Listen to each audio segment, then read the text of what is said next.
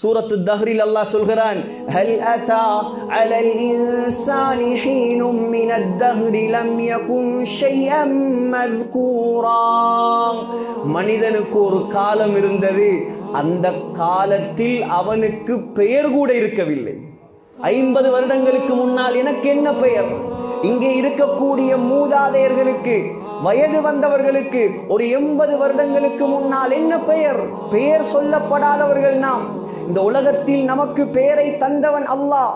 ஆலிம் என்ற பட்டத்தை தந்தவன் அல்லாஹ், முஃப்தி என்ற பட்டத்தை தந்தவன் அல்லாஹ், வியாபாரி என்ற பட்டத்தை தந்தவன் அல்லாஹ், தலைவர் என்ற பட்டத்தை தந்தவன் அல்லாஹ். சகோதரர்களே, உலகத்தில் அல்லாஹ்வை சந்தோஷப்படுத்தினால் நீங்கள் மௌத்தாகினாலும் உங்களுடைய பெயர்களை அல்லாஹ் வாழ வைப்பான்.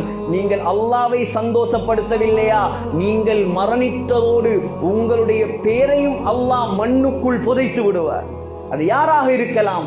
ஆகையால் நம்முடைய நோக்கம் மரணம், நம்முடைய நோக்கம் ஆகிரத், நம்முடைய நோக்கம் சொர்க்கம், உலகம் அல்ல நம்முடைய நோக்கம்.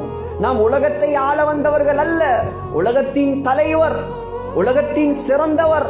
சகோதரர்களே, இன்றைய கடைசி கணக்கெடுப்பின்படி உலகத்தில் ஆக கூடையான பிள்ளைகளுக்கு வைக்கப்பட்ட பெயர் 13,30,00,000 மக்கள் இன்று வாழ்கிறார்கள் முஹம்மது என்ற பெயரோடு. ஸல்லல்லாஹு அலைஹி வஸல்லம். எங்கே அந்த நாயகம்? எங்கே அந்த ஸல்லல்லாஹு அலைஹி வஸல்லம்? அவர்களை விட உயர்ந்தவர்கள் இந்த உலகத்தில் இருக்கிறார்களா? அவர்களை விட மேலானவர்கள் இந்த உலகத்தில் இருக்கிறார்களா? அவர்களுக்கு நிகரானவர், ஒப்பானவர், ஈடானவர், இணையானவர்? அதான் முஹத்திஸ் அப்துல் ஹக் திஹ்லவி ரஹிமஹுல்லாஹ் ஒரு வார்த்தையில் சொன்னார் பாரசி மொழியில், பஅதஸ் ஹுதா பஸ்ரப்தூஹி கிஸ்ஸா முக்தஸர்.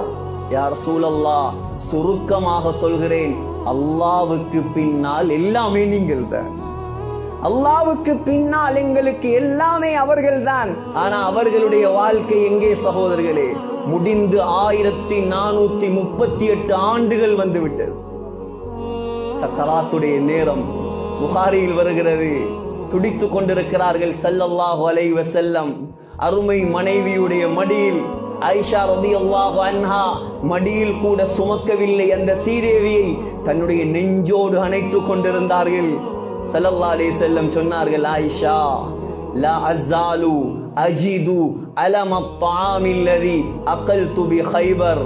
கைபர் போர் நடந்த நேரம் ஒரு யூத பெண்மணி நஞ்சூட்டப்பட்ட ஆட்டிறைச்சியை எனக்கு தந்தாள். அதை நான் கடித்ததற்கு பின்னால் அந்த ஆட்டிறைச்சி ஸல்லல்லாஹு அலைஹி வஸல்லமோடு பேசியது.